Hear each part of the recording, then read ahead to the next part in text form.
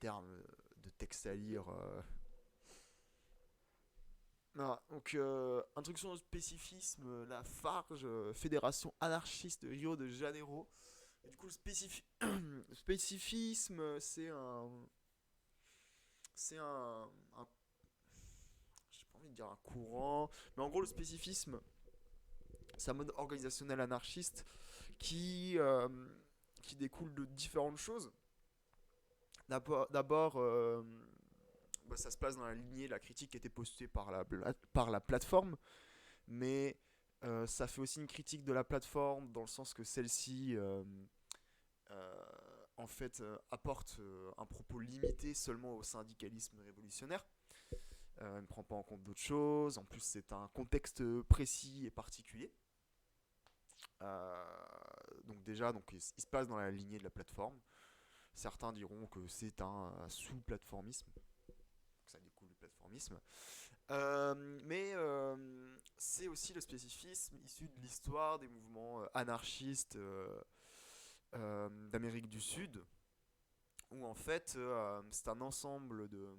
En fait, toutes ces théories, toute la théorie spécifiste, les spécifismos, découlent aussi de nombreuses discussions entre les membres des organisations, autour de comment s'organiser, genre de choses, etc. etc. Putain, j'ai l'impression que mon son est horrible aujourd'hui, sur le retour, mais bref. Donc voilà, donc on va lire l'introduction. Ça sert à rien que je fasse une introduction d'une introduction, mais bon, voilà. Il y a un gros bouquin, un gros texte qu'on ne lira pas, parce qu'il est très très très long. C'est pour ça qu'on fait les petits. Voilà. Alors, table des matières, table des matières, organisation et insertion sociale, l'éthique et la responsabilité. Alors, pom, pom, pom. Je structure mon écran. Alors, on va zoomer un petit peu, quand même. On va pas se détruire les yeux non plus, en laissant le truc trop petit.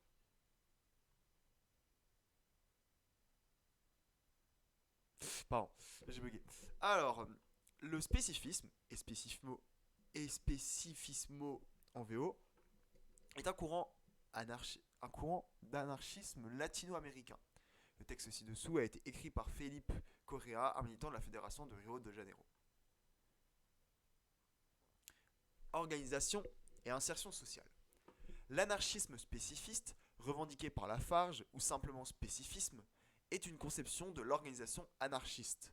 Importé d'Uruguay, le terme espécifismo fait référence à deux axes fondamentaux qui caractérisent l'anarchisme, à savoir l'activité différenciée au niveau politique et social et l'organisation anarchiste spécifique. Concept concept de Malatesta. Les premiers à utiliser ce terme ont été les compagnons de la Fédération Anarquista Uruguay FAU, en se référant à une forme d'organisation qui a commencé à être développée au XIXe siècle et qui s'est renforcée au cours du XXe siècle. Dans sa déclaration de principe, la FAU lie la notion de spécifisme à celle d'anarchisme organisé. Notre critique et notre projet ne se limitent pas au soulèvement en signe de protestation et de rébellion, mais nourrit en un modèle de société libertaire incontestable. Attendez, je me reprends. Notre critique et notre projet ne se limitent pas au soulèvement en signe de protestation et de rébellion, mais mûrit en un modèle de société libertaire, incontestablement socialiste, dans une stratégie de rupture révolutionnaire et un militantisme combatif et d'agitation permanente avec pour objectif des transformations sociales à grande échelle. Ce projet est canalisé par le biais de l'organisation révolutionnaire spécifique. C'est donc une lutte organisée. Donc on en revient un peu sur nos discussions précédentes sur méthodologie anarchiste avec la volonté de transformation sociale à grande échelle et pas se contenter de petites victoires juste locales. Et l'organisation et l'insertion sociale ne sont pas défendues par tous les courants anarchistes. La définition de l'anarchisme est très large et, par conséquent, recouvre diverses conceptions, dont beaucoup sont contradictoires. Pratique anarchiste. Putain, je te délie. Attendez, c'est pas assez près pour moi. Du coup, je loupe des trucs.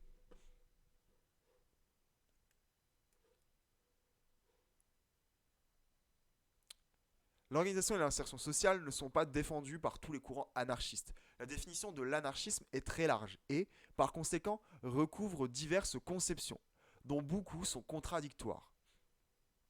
Le spécifisme défend une position claire dans la polémique historique sur la question de l'organisation et de la pratique anarchiste. Et c'est la raison pour laquelle l'organisation est sa première priorité. Tout d'abord, il soutient... Oui, parce que alors, il y a certains camarades, compagnons anarchistes qui sont en mode oui, on a besoin d'orgas, et d'autres qui sont en mode oulala, toutes les orgas arbastardes. Voilà, en gros.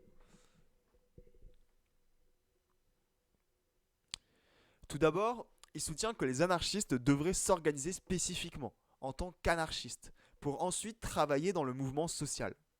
Dans ce modèle organisationnel réside l'idée que, pour agir efficacement dans la lutte des classes, nous avons besoin que les anarchistes soient organisés au niveau politique, comme un groupe cohérent, avec des discussions politiques et idéologiques avancées, avec une stratégie clairement définie, de sorte que cela leur donne une force suffisante pour agir dans le contexte des luttes et des mouvements sociaux. L'organisation anarchiste spécifique opère dans le champ politique, dans le cadre de la lutte des classes, dans les mouvements sociaux et populaires qui constituent le champ social. Donc en gros, c'est avoir une organisation de base qui permet ensuite d'aller se disperser dans différents endroits. Plutôt que de se disperser directement dans différents endroits, disperser ses forces. Surtout que quand on parle de forces du mouvement anarchiste, elles sont plutôt inexistantes.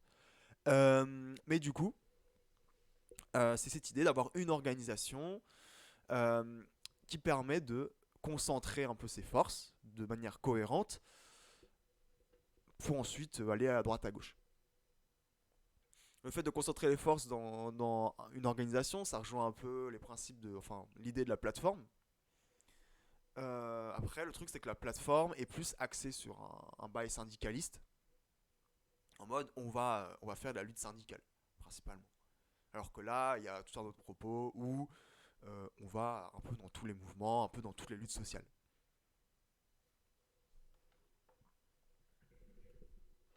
J'ai vraiment l'impression que mon micro est bas.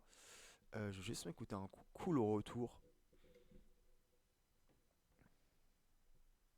Parce qu'en fait, sur le retour, il monte pas très haut. Du coup, ça me perturbe et j'ai pas envie d'avancer et que ça soit. Ça devrait le faire, je pense. En vrai, ça a l'air d'être correct. Nickel. Ah, excusez-moi. Oui, le papillonnage, la perte constante à droite à gauche. Impossible de se concentrer, de se focus. Dans cette tâche, les anarchistes organisés en tant que minorité active les influencent quand ils le peuvent pour les faire fonctionner de la façon la plus libertaire possible. Donc elle influence euh,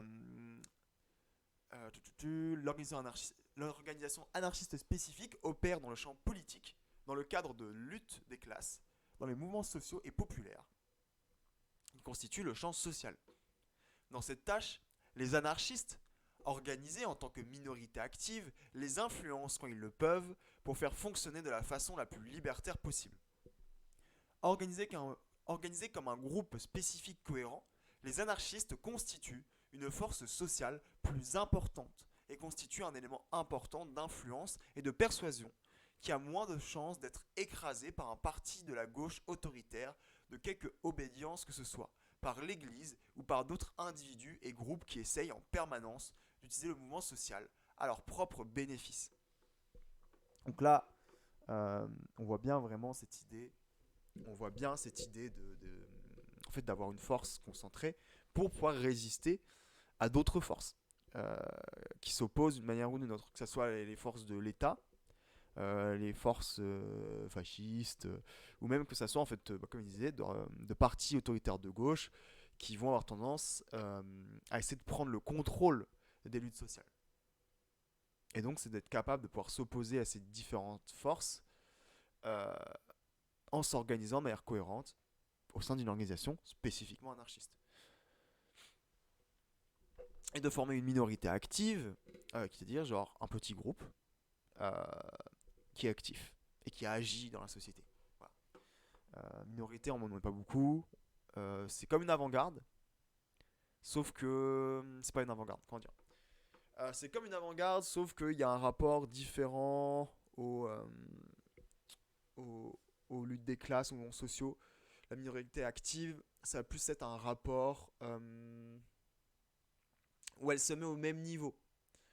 Elle se met au même niveau que les autres. C'est une minorité dans le mouvement, mais qui influence le mouvement par sa présence et son action constante. Alors qu'une avant-garde, elle se place au-dessus du mouvement et elle essaye de tirer le mouvement, de décider de la direction que le mouvement prend ou de le forcer à prendre certaines directions. Je ne sais pas si la nuance est claire, mais c'est vraiment une différence de rapport parce que fondamentalement, dans les deux cas, ça va être des groupes de personnes plutôt formés sur toute la question politique, sociale, des luttes sociales et qui ont dans les objectifs de changer des mentalités, de changer la société, etc. etc. Euh, Groupe cohérent avec des discussions politiques et idéologiques avancées. Ok.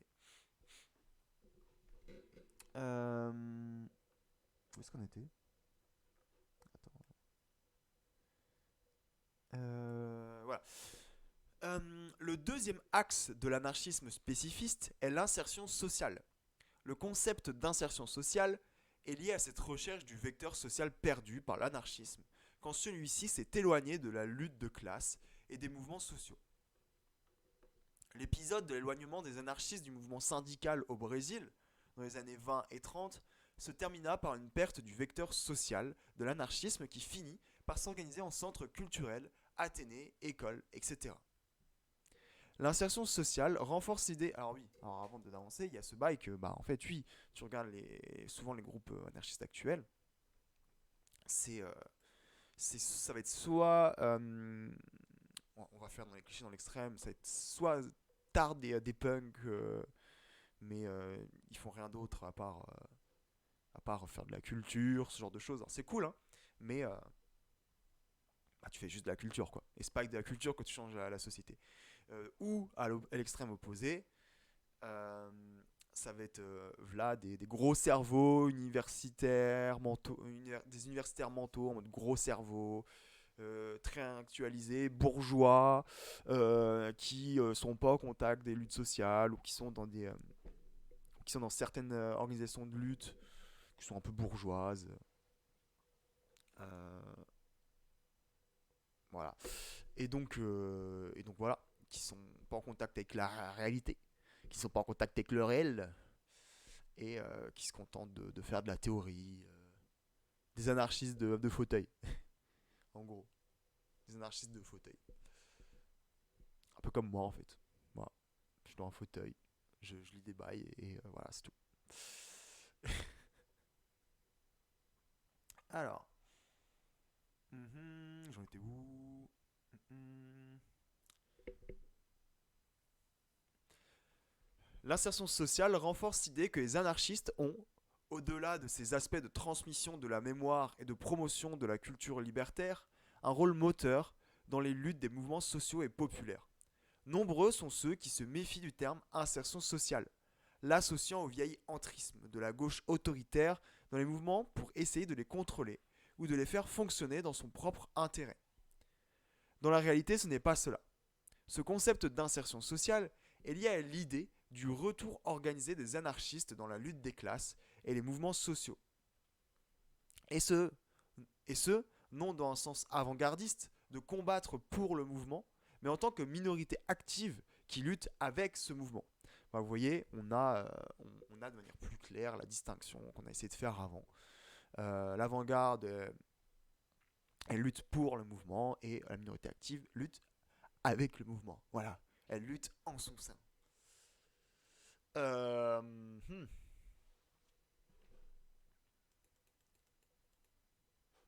trop bas. D'autres idées vont de pair avec les concepts présentés ci-dessus.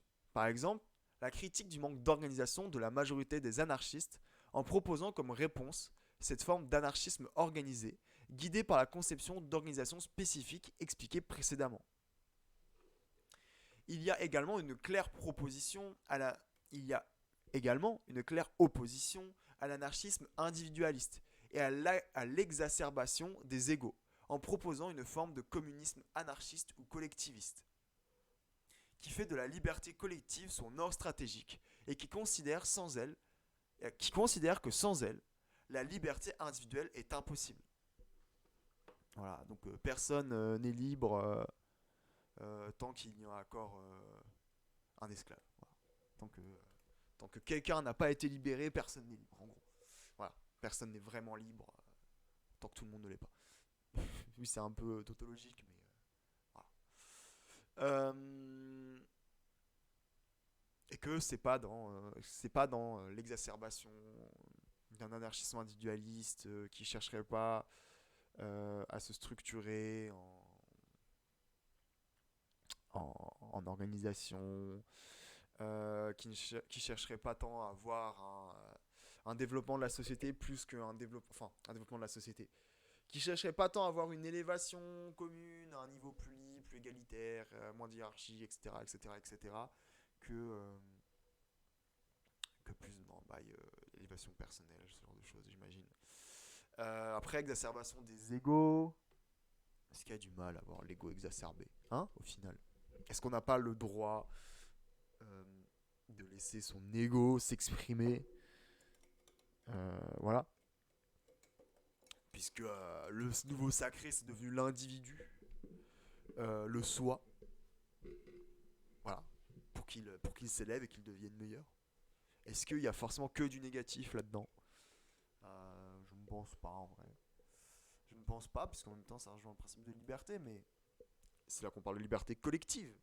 C'est que ce n'est pas juste l'élévation individuelle de l'individu par rapport aux autres qu'on doit chercher. Où juste un individu se libère et c'est mode waouh, il a grave géré, mais que c'est genre tout le monde se libère, tout le monde s'élève. Je dirais l'exacerbation collective des égos plus que l'exacerbation individuelle des égos. Voilà, emporter tout le monde dans cette élévation. Et du coup, j'étais où avant que je prenne mon tunnel? Cette forme d'organisation s'oppose à la synthèse, car nous croyons qu'il ne suffit pas de réunir une série d'individus et d'organisations sous le parapluie anarchiste, simplement en réalisant une unité autour de la critique, car généralement il y a seulement accord sur la critique de l'État, du capitalisme et de la démocratie représentative, ou même de la société future, car il n'y a aucune unité de vue en termes organisationnels ou sur les questions constructives. En d'autres termes, il n'y a pas de position claire autour de la forme d'organisation appropriée, autour du comment agir. Beaucoup d'anarchistes ne considèrent pas l'organisation comme étant quelque chose de réellement nécessaire. Certains allant même jusqu'à la trouver autoritaire. Dans le modèle organisation spécifiste réside l'idée d'œuvrer dans une unité tactique et théorique, ce qui facilite grandement le travail, avec des objectifs stratégiques clairement définis et un travail de tous allant dans un même sens. Dans cette forme d'organisation, la question de la responsabilité et de l'engagement tiennent à un rôle de premier plan. C'est ce que nous allons voir en détail dans la suite. Et donc là, on voit bien cette critique de regrouper tout le monde dans le même paquet sans essayer de faire un peu de cohésion. Et ça semble logique en fait. Tu peux pas mettre tout le monde euh, dans la même organisation juste sur la base qu'il y ait une critique commune. Genre, tu peux trouver des accords, des compromis, c'est possible. Mais il est possible que ces compromis enlèvent toute forme d'efficacité dans la réalisation des buts organisationnels, dans l'efficacité tout court des anarchistes. Et le fait de aussi rester isolé, de pas se structurer en organisation, on peut questionner le problème que ça peut poser dans le fait que, en fait, c'est juste des individus qui, qui luttent tant bien que mal face à l'État et à des structures et des institutions ultra puissantes, ultra organisées. C'est pour ça que c'est encore plus nécessaire de se structurer, de faire des organisations, ce genre de choses, plutôt que d'être en mode ah non, les organisations c'est pas bien, parce que j'ai connu telle ou telle organisation, euh, et du coup toutes les organisations c'est de la merde, voilà. Bon bah. Enfin, j'ai l'impression que tu commences à agir avec des gens. Voilà, tu fais une organisation en fait. Donc un peu basique tiers, pas poussé. Euh, la critique par défaut de toutes les orgas quoi. Mais bon, mais bon. Euh,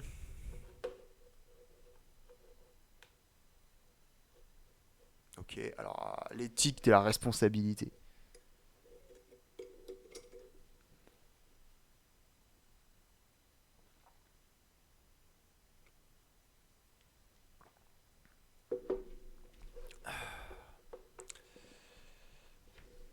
L'éthique et la responsabilité.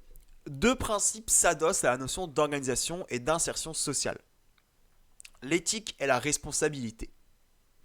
L'éthique libertaire s'entend toujours comme un synonyme de l'anarchisme et constitue l'épine dorsale.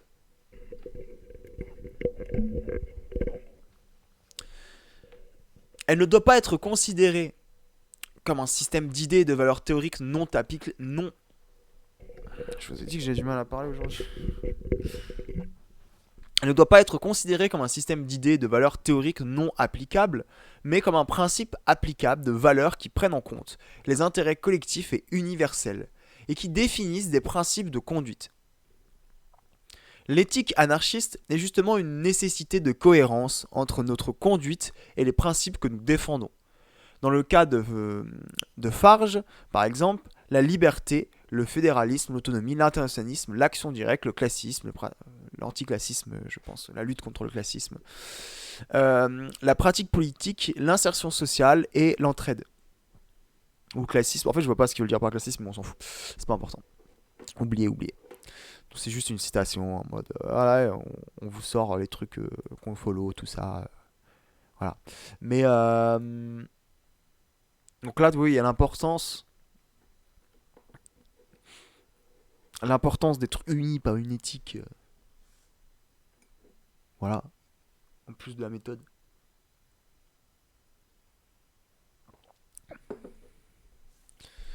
Une éthique, bah ouais, ils vont expliquer ce que c'est l'éthique juste après. L'éthique se différencie radicalement de la morale. La morale est quelque chose qui va de l'extérieur vers l'intérieur. C'est un contenu non élaboré. Et qui est accepté par la coercition ou simplement imposé par la force. A l'inverse, l'éthique est quelque chose qui vient de l'intérieur vers l'extérieur. C'est quelque chose de réfléchi et de librement accepté, et qui guide ensuite la conduite. La morale peut être considérée comme une victoire sur l'individu, tandis que le but de l'éthique est de gagner ou de convaincre. Et la conduite qui en découle est le résultat de la compréhension et de l'assimilation des concepts. Après, dans tous les cas, tu as toujours une morale, même si tu te construis une éthique. Et euh, au final, l'éthique peut, et je pense, tendre à gagner à devenir une morale, ou en tout cas, elle s'inscrit, enfin, en tout cas, s'inscrit dans une morale généralement, une morale que l'individu a. Euh, mais l'idée ici, euh, c'est d'avoir une éthique. C'est que l'idée ici, c'est de pas avoir une morale en mode je suis bêtement. euh, une morale, on m'a dit ce qui était bien, ce qui était mal. C'est je me suis construit moi-même mon éthique. Je me suis construit moi-même mon éthique de ce qui était bien, de ce qui était mal, sur mes propres réflexions, sur ma propre assimilation et sur une compréhension de de l'éthique, voilà. On a souvent mis en lien au cours de l'histoire de l'anarchisme l'éthique avec la cohérence entre les moyens et les fins. On en a déjà parlé de ça. Cohérence, moyens et fins, dans le post sur la méthodologie. N'hésitez pas à aller voir le post. Hein. C'est pourquoi nous défendons une forme d'action qui soit compatible avec la fin qu'on souhaite atteindre, que nous appelons cohérence entre les moyens et les fins.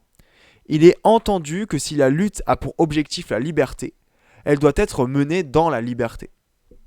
Une fois, on en a déjà parlé de ça. Hein.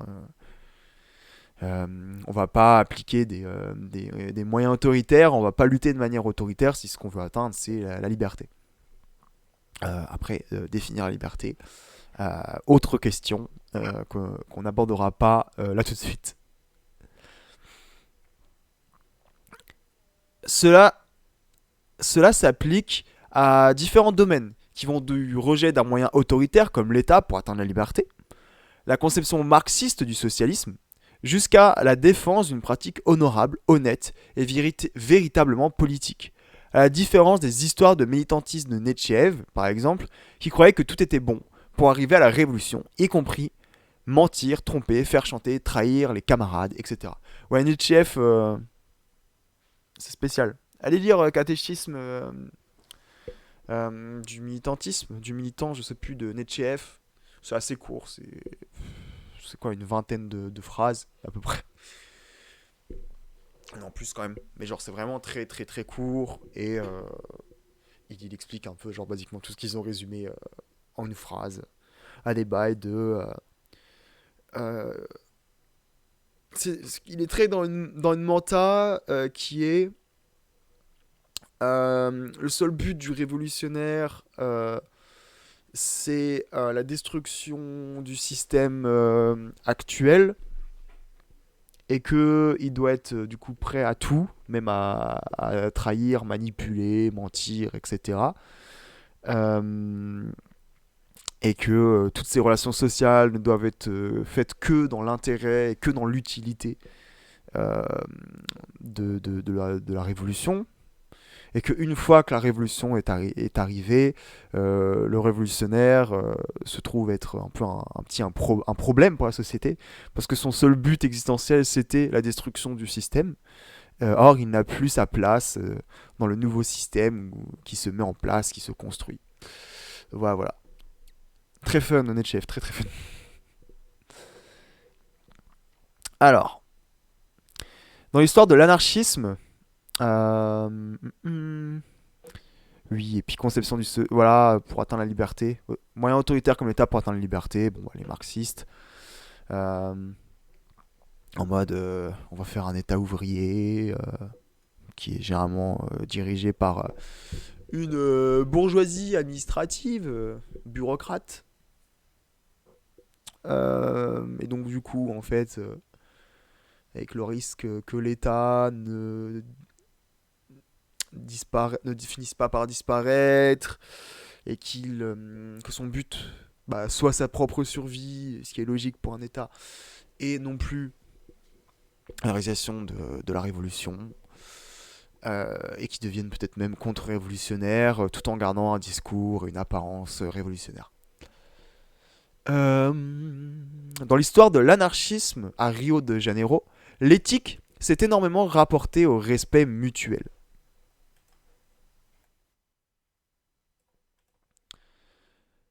Mince, excusez-moi, j'ai juste réglé un truc sur mon son. Dans l'histoire de l'anarchisme à Rio de Janeiro, l'éthique s'est énormément rapportée au respect mutuel, l'interprétant comme un principe nécessaire de respect de ceux qui luttent avec nous, et de faire de l'environnement politique un lieu de solidarité, tant avec les anciens militants qu'avec les compagnons actuels et les nouveaux venus. On recommande ainsi une considération pour la pluralité d'idées, un droit de manifestation et d'expression, en traitant toujours les personnes avec le respect nécessaire et en excluant toutes les conduites antisociales, fractionnistes et divisionnistes. De plus, on peut associer l'éthique à la responsabilité, comme l'a fait Ideal Pérez, lorsqu'il déclare que un individu qui a une éthique libertaire sait pourquoi il lutte et peut expliquer les raisons idéologiques de la lutte à l'engagement et l'autodiscipline nécessaires pour mener à bien les tâches entreprises.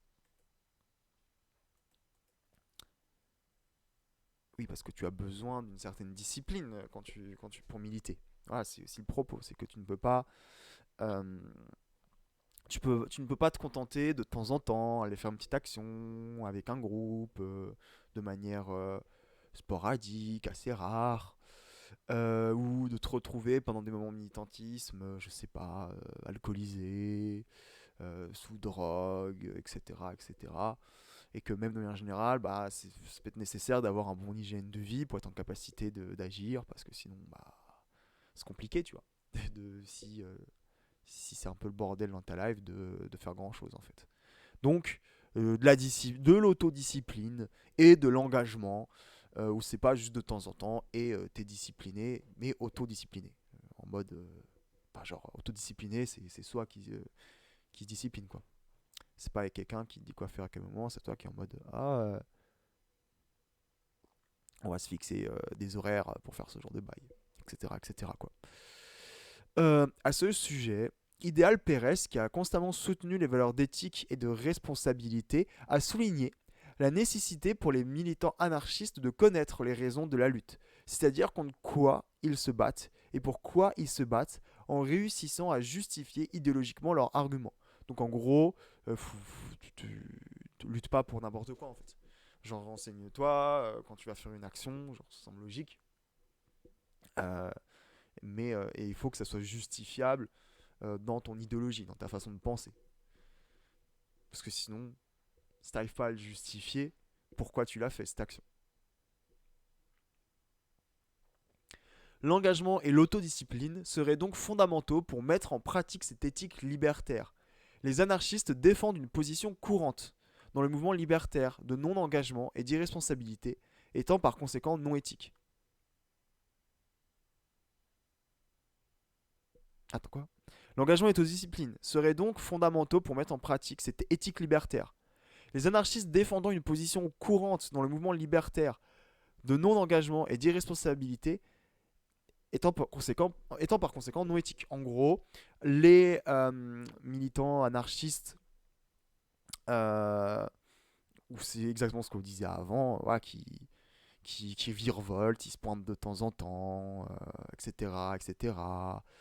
Ils sont pas responsables, genre ils s'engagent dans une action sans trop savoir pourquoi ils s'y engagent, ou vite fait, mais ils sont pas capables de trop le justifier au vu de leurs idées, leur idéologie, leur théorie, etc. Oui, ils font de la merde, ce genre de choses. Et bah, ils sont ils sont non éthiques, voilà. Ils sont en mode pas bien, c'est pas bien ce que vous faites. Ok, c'est mal. Ne faites pas ça. Soyez organisés et soyez à l'heure. Voilà. Pas comme moi. Ne lancez pas votre live avec 1 heure de retard. Un peu d'autodiscipline. Voilà. En interprétant la responsabilité comme contraire à la liberté, de nombreux anarchistes se rendent incapables de toute activité sérieuse, avec des objectifs minimaux. En interprétant la responsabilité comme contraire à la liberté, de nombreux anarchistes se rendent incapables de toute activité sérieuse, avec des objectifs minimaux. Les anarchistes, qui défendent l'idée de responsabilité, croient que sans elle, il est impossible de mettre en place un quelconque projet à moyen ou à long terme, d'appliquer un projet à court terme, ou même d'établir une forme d'action et de la conserver. À partir de cette vision, on comprend que, pour la réalisation de toute activité dans une organisation, il doit y avoir une discussion préalable, une planification stratégique qui se double d'une coordination tactique avec les diverses actions que l'organisation réalisera. Pour que cela se fasse, les responsabilités doivent être partagées et chacun doit faire ce à quoi il s'est engagé. Comme l'a récemment écrit Lafarge, l'autodiscipline est le moteur de l'organisation autogestionnaire et doit pouvoir fonctionner sans discipline de caserne, mais en cohérence avec les idées acceptées, pour l'accomplissement des tâches entreprises et avec une obligation stricte pour le travail du militantisme et de lutte.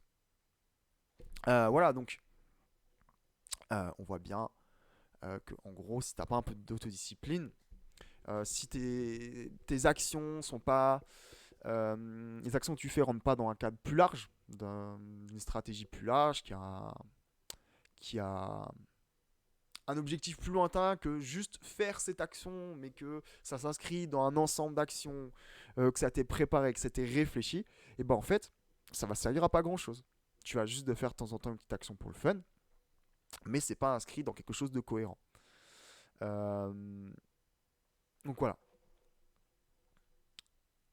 Et que bah, en fait, c'est quand tu fais du militantisme, bah tu peux pas juste faire ça euh, comme si c'était ta petite passion de la semaine, tu vois, ton truc d'à côté, où tu es en mode ah, c'est mon sport de quand je rentre le soir, ou c'est ma petite lecture. Non, genre, ça doit être pris comme du taf. Donc, pas un travail, mais comme vraiment, euh, techniquement, c'est une activité qui est censée prendre du temps, euh, qui est censée être plus que juste un passe-temps, quoi. Je sais pas si vous voyez où je veux en venir, mais c'est pas grave. Du coup, voilà, c'était le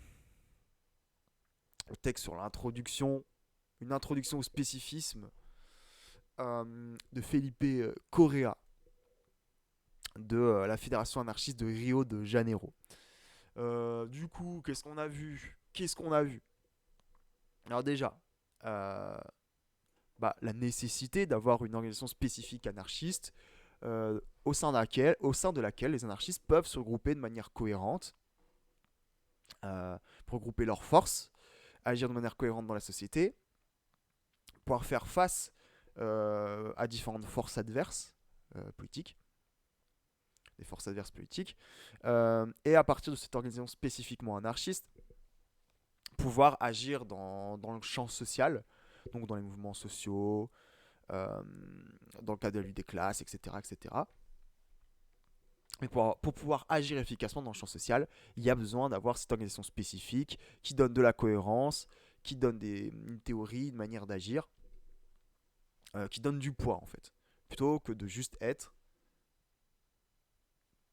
plutôt que de juste être quelques anarchistes paumés à droite à gauche qui se pointent dans des orgas euh, non anarchistes qui font des bails bien aussi, hein, je dis pas, hein. C'est pas le propos, qui font des bails bien, qui c'est pas le propos, mais qui du coup ça fait pas avancer l'injada du lobby anarchiste bah, qui n'existe pas parce que on virevolte à droite à gauche, dans l'exacerbation des égaux comme ils disent.